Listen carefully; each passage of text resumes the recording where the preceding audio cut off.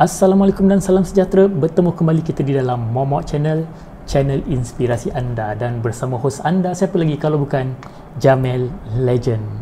Terima kasih aku ucapkan kepada korang kerana masih lagi bersama Momok Channel untuk video-video inspirasi. Dan pada kali ini aku bawakan seorang yang sangat hebat, yang mana beliau merupakan salah seorang speaker daripada ML Studio.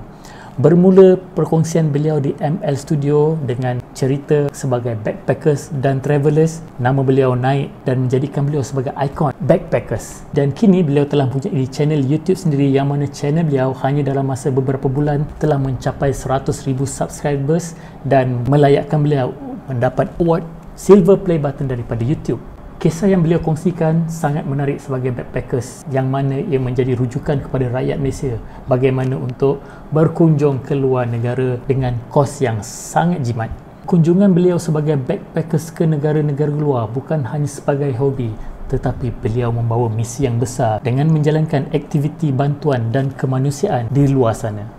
Dan kini beliau selangkah ke hadapan bersama rakan-rakannya menubuhkan syarikat Cerita & Co yang akan mengubah persepsi masyarakat terhadap backpackers dan juga mempunyai cita-cita untuk menubuhkan komuniti backpackers di Malaysia. Jom saksikan perkongsian daripada ikon backpackers yang sangat hebat, iaitu Khairul Jamain.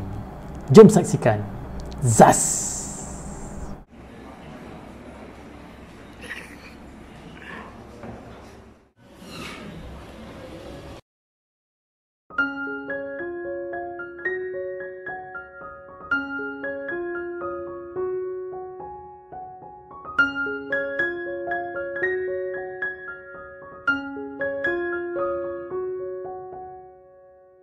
Nama aku Muhammad Khairul bin Jamain, tapi biasa orang panggil aku Khairul ataupun KJ. Umur 27. So masa aku habis belajar, aku terus datang KL untuk sambung belajar. Tapi aku masuk college dekat Ceras. And then bila aku habis belajar, aku balik ke Ipoh dan aku kerja sebagai property management executive. So aku rasa dalam 2 tahun lah. So after 2 years tu baru aku start keluar.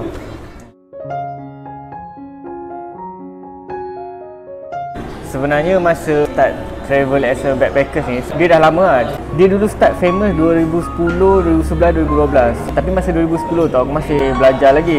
Habis 2012 aku habis belajar tu, aku dah memang tanam cita-cita aku untuk aku start travel lah.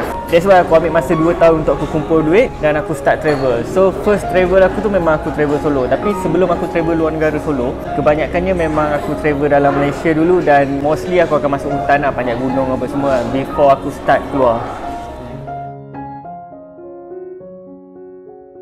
Segala perbelanjaan tu memang aku sendiri yang tanggung lah. So memang tak ada sugar mummy ke sugar daddy ke tanggung.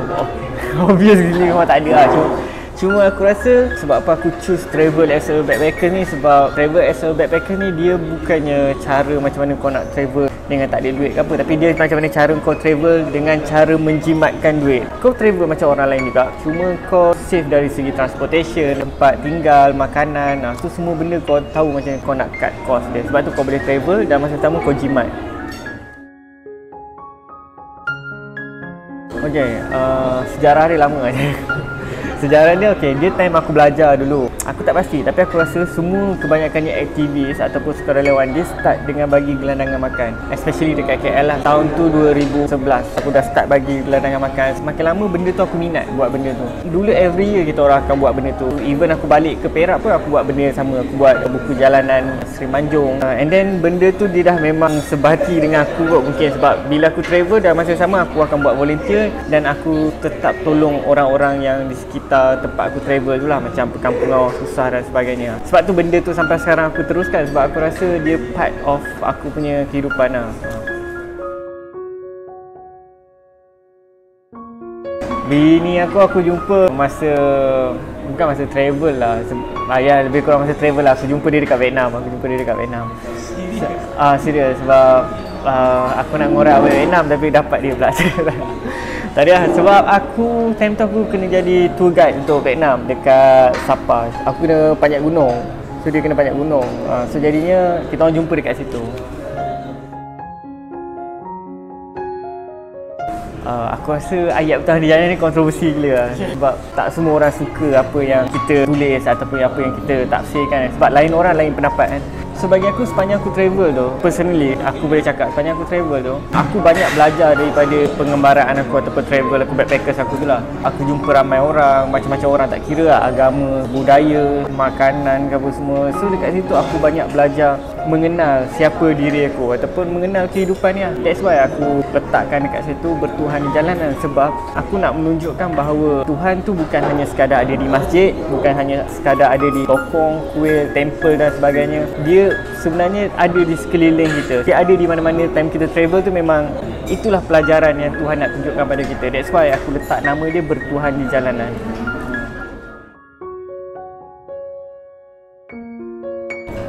Aku rasa seorang lah. Spirit aku masih, jiwa aku masih memberontak untuk travel seorang. Sebab aku rasa seorang ni kau ikut kepala kau je, kau nak buat apa. Itu je.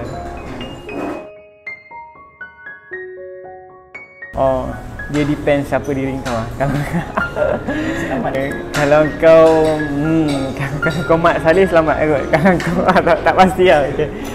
Dia ada diskriminasi juga benda ni. Ialah macam aku cakap lah, kalau kau Mat Saleh mungkin kau selamat sebab orang hua-hua kat kau. Tapi kalau kau bangsa yang berkulit gelap, mungkin kita rakyat Malaysia mendiskriminasi kan. Ya, sebab rakyat Malaysia semua nak jadi putih. Mungkin. Aku rasa kalau tanya personally, aku rasa masih selamat. Masih negara yang selamat untuk travel lah. Tapi dia bukan the worst negara yang macam teruk gila. Tapi dia masih selamat untuk travel. Cuma janganlah macam tengah-tengah malam kau jalan. Kalau itu dekat negara luar pun bahaya juga. Dia bermula dengan Mat lah. Mat panggil aku untuk cakap. Aku mula aku tak nak sebenarnya. First kali Mat mesej aku suruh hantar video. Kalau korang perasan, video aku yang first bukan pasal travel. So Mat kata, kejap hantar video pasal ni. Ada satu topik lah pasal perempuan lah. Lepas tu aku hantar, itu kena kecam. Lepas tu aku macam sebulan tu macam aku senyap. Aku tak ada lah senyap, aku buat kerja aku balik lah kan. Lepas tu Mat jumpa aku, Mat suruh lagi aku bercakap. Tapi time tu aku tak nak. 2-3 kali dia suruh. Last lah dia panggil aku datang ke studio. And then kita orang try shoot. Dia kata 3 video based on experience kau. Aku cakap kalau okey aku teruskan lah. Kalau tak okey, aku tak nak teruskan lah.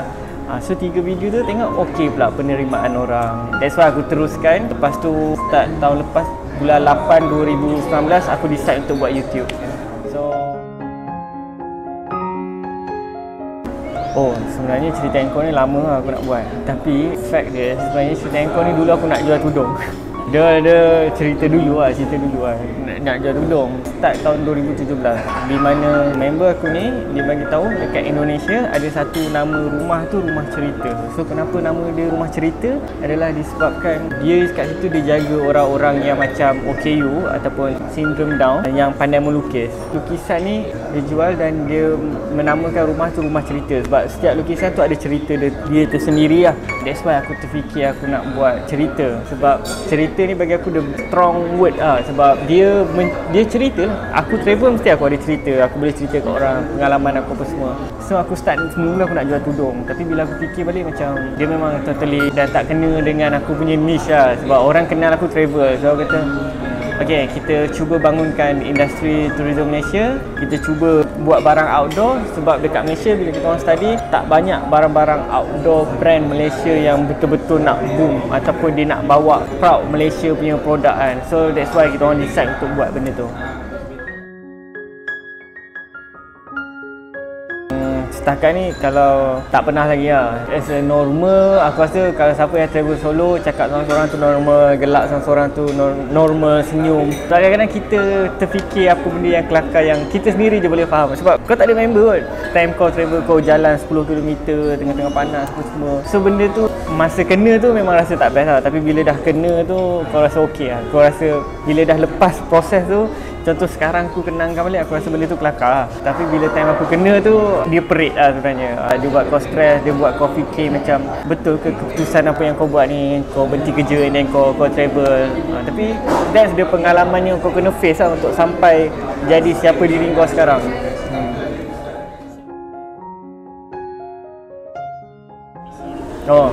Cerita Engkau ni senang.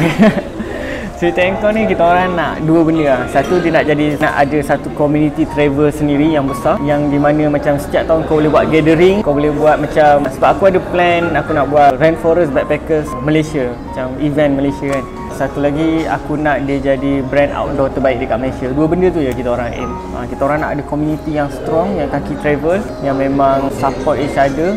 And then dalam masa yang sama, kita orang nak dia jadi satu brand outdoor yang power dekat Malaysia. Macam mana Eager dekat Indonesia, macam tu lah dia akan jadi. The plan. Ada beza dia kereta lah kalau kau tanya. Kereta mewah takkan berhenti lah kalau dekat Malaysia. Aku boleh jamin 100% lah. So dekat luar sana kereta mewah berhenti? Kereta mewah berhenti?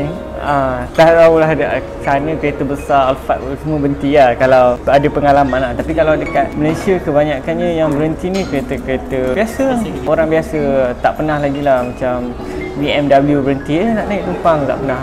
Mungkin diorang takut insecure dengan harta dia. Mungkin aku tak pasti kan. Tapi mungkin diorang tengok muka aku macam penyangak dulu kan. Kalau dulu aku rambut panjang, pendek. Aku ada satu quote. Sebenarnya aku ada banyak quote. Dulu time aku travel, aku suka menulis. So dalam penulisan aku ada banyak quote aku sendiri lah. Sekarang yang aku pegang adalah muda adalah sejarah. Untuk kau cipta sejarah tu, kau kena jadi muda lah. So time muda tu lah kau kena buat apa benda yang kau nak buat dalam hidup kau. Macam aku pilih time muda untuk aku travel, untuk aku belajar semua benda dalam dunia ni lah. Walaupun sekarang ya kehidupan, kita akan terus belajar. So macam sekarang aku belajar dalam bisnes dan sebagainya. Cuma aku boleh cakap muda adalah sejarah. Sejarah kau tu lah yang akan mencorakkan siapa diri kau sekarang ni. Time aku muda itulah yang mencorakkan siapa diri aku sekarang ni. So macam mana aku punya mentality, cara berfikir, cara bercakap, berkawan, macam itulah yang sekarang yang aku pegang lah. Dan aku tak tahu, tapi aku sentiasa trust dekat diri aku will be somebody lah yang akan prove pada orang yang sebenarnya dulu tau. Ni cerita lah, aku nak cerita. Sebenarnya dulu backpackers dekat Malaysia ni memang dipandang serong gila. Bukan dipandang serong, dipandang macam satu perkara yang buang masa, yang orang yang tak berguna lah, yang takkan berjaya lah. Sebab orang lain pergi sama belajar, degree, master. Macam aku terus berhenti kerja, padahal kerja bagus gila, and then aku keluar travel. So orang rasa benda tu macam tak berguna. Kau mensia-siakan zaman muda kau dengan travel lah. Tapi sebenarnya bila aku travel, aku sedar bahawa travel tu yang banyak mengajar aku yang tak ada dekat universiti. Bagi aku rasa penggambaraan tu adalah sebuah universiti. Sebab dalam perjalanan tu aku banyak belajar banyak benda, banyak situasi aku face. Pernah nak kena bunuh, kena ugut, kena rompak, semua aku dah face lah semua benda tu. So aku rasa macam itulah jalan terbaik yang aku pilih. Dan bila aku balik Malaysia, sebenarnya aku nak provekan bahawa backpackers ni ataupun yang aku travel ni bukan satu benda yang sia-sia lah dekat orang yang pernah condemn aku dulu apa semua. Dan aku nak buktikan bahawa backpacker dengan pengalaman pun kau boleh berjaya. Bukan aku cakap pendidikan tak penting, pendidikan penting. Pendidikan tu dia bukan tentang result, tapi dia tentang proses. Dia kena faham benda tu. Pernah. Aku rasa semua backpackers pernah rasa benda tu. Masa tu dekat Korea, masa aku kehabisan duit dan aku kena bekerja sana. And then first kerja aku buat tu adalah kerja ladang. Dan rupanya dia jauh daripada expectation aku lah. Aku nak angkat besi yang berat gila, tengah panas untuk buat benda tu je lah. Memang aku tak sanggup lah, memang aku menangis, aku rasa aku nak balik apa semua. Tapi aku tak ambil keputusan untuk terus balik. Sebab aku rasa ini jalan yang aku pilih, so aku kena face benda tu. So hari ke hari aku face, seminggu lepas tu badan aku dah boleh adapt lah. Aku dah macam cuaca panas tu boleh adapt. Angkat besi tu, aku potong besi, semua benda. Baiki jamban aku pernah buat dekat Korea. Baiki bumbung rumah orang ni dengan tai-tai dekat tanpa aku pernah buat kan. Gegap kan. Benda tu yang aku face dan aku rasa dia buat aku jadi strong lah. Cuma kalau kau kata pernah rasa putus asa tu, memang pernah. 2-3 kali kan pernah sebenarnya. Tapi aku rasa itu sebulan je aku buat. Sebulan ke 2 bulan aku buat benda tu. Lepas tu yang lain aku buat volunteer dekat hostel. Aku buat banyak volunteer lah.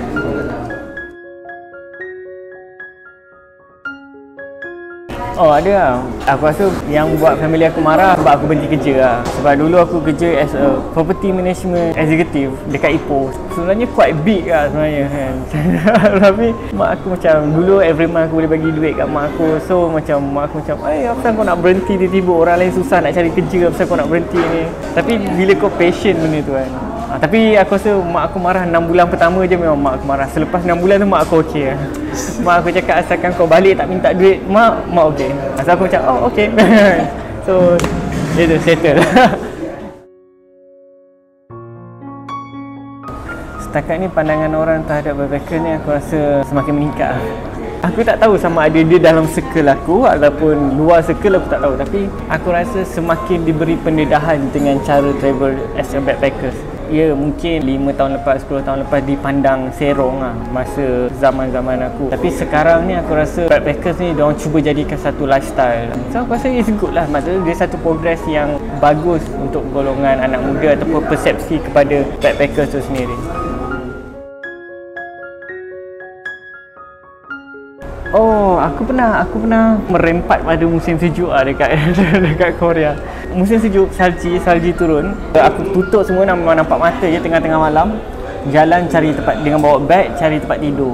Time tu aku merempat. Aku terpaksa berlindung di sebalik dinding rumah orang sebab angin kuat dan salji dah start turun kan.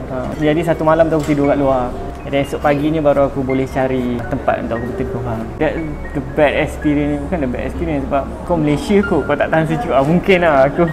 Ya Allah, aku rasa dah berapa banyak baju aku sarung time tu kan. Sebab sejuk gila aku. Sambil aku duduk tu aku macam sebab aku nak panaskan badan. Kalau aku tak bergerak nanti bahaya pula. So aku kena macam bangun jogging. So malam tu aku tak tidur pun sebenarnya. Tapi okey sebab dia pukul 5 dia dah cerah kan. So dia dalam 3-4 jam je lah yang aku tak tidur tu.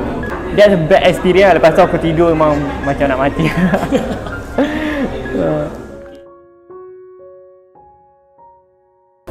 The best country yang aku pernah pergi sekarang ni Jepun lah. Jepun dia memang ada vibe dia tersendiri lah. Vibe Jepun tu macam mana kita tengok filem-filem Jepun ataupun anime, dia punya vibe tu kita boleh feel lah.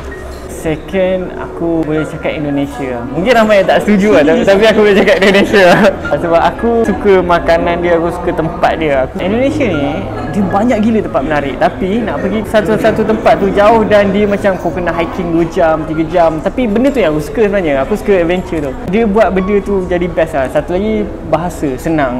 So aku senang nak bercakap. Tak adalah aku macam nak kena terbelit-belit lidah aku cakap kan. That's why dia nombor 2. Tapi first Japan lah. Sebab Japan ni dia ada vibe dia tersendiri.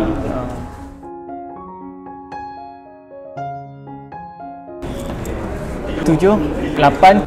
Oh, politik lah. Politik lah. Yang lain aku rasa okey.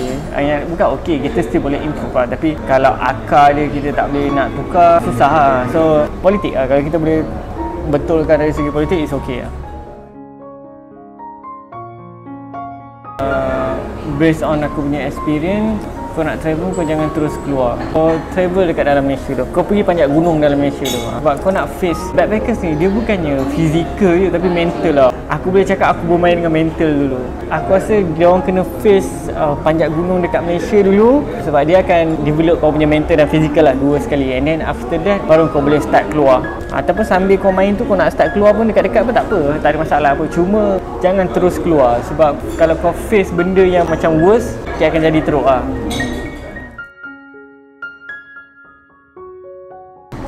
Ni pengalaman aku lah. Aku tak tahu lah orang lain macam mana. Kebaikan dia, kau akan kenal lebih dekat siapa diri kau. Kau akan create siapa diri kau. Aku rasa lah, aku tak tahu. Orang selalu cakap dia nak cari diri sendiri. Tapi aku rasa benda tu tak boleh cari pun. Kau kena create diri kau. So dengan backpacker ni kau boleh create siapa diri kau. Tu apa yang aku lalui sepanjang aku travel lah. Personally aku boleh cakap satu, bila diorang travel, diorang kena bawa nama baik Malaysia lah, of course lah. And then aku selalu cakap bila kau return balik Malaysia, bila kau balik Malaysia, yang penting apa yang mampu kau sumbangkan balik pada rakyat Malaysia. Sebab aku rasa that sangat penting lah. Sepanjang kau travel tu, kau ada pengalaman, kau dah face banyak benda, kau dah tengok budaya orang, that idea macam mana diorang develop diorang punya community dan sebagainya. So bila kau balik, bila kau tak buat sesuatu, rugi lah benda yang kau travel tu. That's why bila aku balik, aku nak buat sesuatu untuk masyarakat. Macam aku nak bina sekolah dekat Sempurna, sekolah tak air apa semua. Sebab aku rasa benda tu penting. Sebab itulah yang mampu kau sumbangkan balik pada masyarakat. Dan itulah orang kata result dia, kejayaan yang kau boleh sepanjang kau travel tu, itulah benda yang patut kau buat lah. Sebab pengalaman kau dah ada, kau dah tempuh macam-macam, kau dah nampak macam-macam budaya yang mana kau boleh tingkatkan kepada negara ataupun sesuatu komuniti kan. That's why kau kena buat benda tu. Kalau kau tanya pendapat aku lah, sebab itu apa yang sedang aku buat sekarang lah. So aku nak orang nampak bahawa backpacker ni bukan satu benda yang sia-sia lah.